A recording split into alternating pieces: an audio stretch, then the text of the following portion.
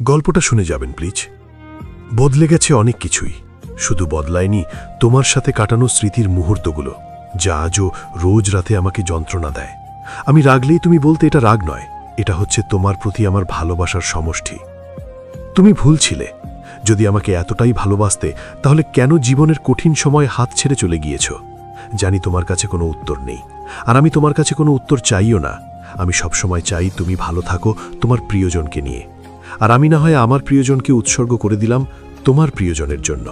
আমার একটাই মিনতি, তার সাথে এমন কোনো গল্প শুরু করো না যার শেষ তুমি না করতে পারো। ভালো থেকো তুমি। ইতি, তোমার প্রাক্তন। পর্ব 2। ছেড়ে তো গিয়েছই, তবে এখন এই ভুল ধারণায় বেচো না যে এখনও তোমায় আমি বোকার মতো ভালোবাসি।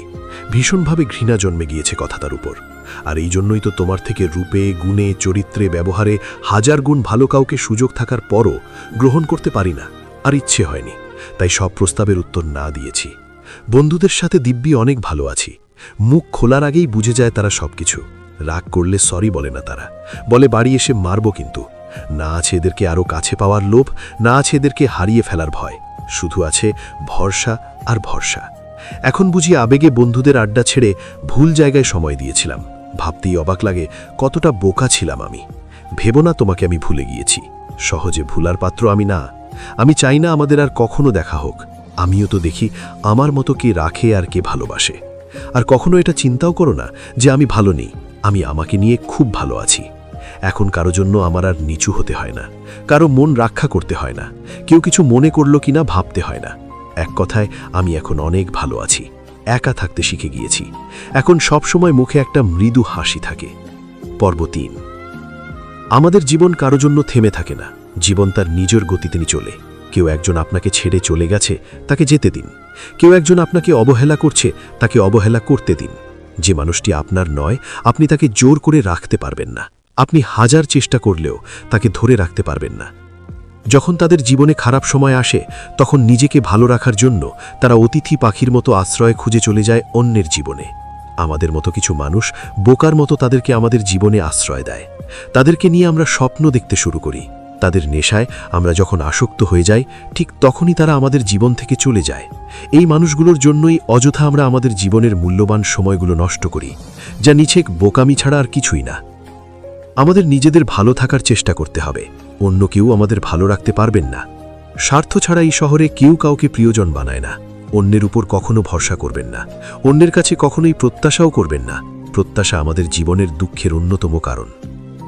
একদিন তাকে জিজ্ঞাসা করেছিলাম আমার পরিবারের সদস্যদের সাথে কেমন ব্যবহার করবে। উত্তরে যখন সে বলল, আমি যখন আপনার স্ত্রী হয়ে আপনার বাসায় যাব, তখন আপনার পরিবার মানেই তো আমার পরিবার, সুতরাং আমার পরিবার নিয়ে আপনাকে ভাবতে হবে না। এই উত্তরে আমি রীতিমতো অবাক। এত সুন্দর উত্তর আমার মনে হয় আর কোনো মেয়ে দিতে পারবে না। সেদিন এই উত্তর শুনে আমার মনে হয়েছিল আমি অমূল্য রতন পেয়ে গেছি। একদিন সে আমাকে কপি করতে থাকলো। আমি যেটাই বলি সেও আমাকে সেটাই বলতে লাগলো। মানে যাই বলি সেও সেটাই কপি করতে লাগলো। তারপর আমি তাকে বললাম, এই তোকে একটা থাপ্পড় দিব। সেও কিন্তু আমাকে এটাই বলে ফেলছে। তারপর আবার সাথে সাথে সরি সরি বলতে লাগলো, কারণ সে আমাকে কখনোই তুই তুকারি করে না এবং আমাকে ছোট করে অসম্মান করে কোনো কথা বলে না। ওই দিন আমি ভেবে নিয়েছিলাম আমি আমার মনের মতো একটি মেয়ে পেয়ে গেছি।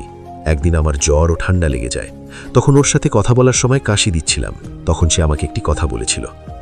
ওই দিন ভেবেছিলাম আমার কিছু হলে এই পৃথিবীতে অন্য কেউ কষ্ট পাক আর না পাক, সে ঠিকই কষ্ট পাবে। আমাকে সাহায্য করতে না পারার কারণে আফসোস ঠিকই করবে আমাকে সাহায্য করতে না পারার কারণে।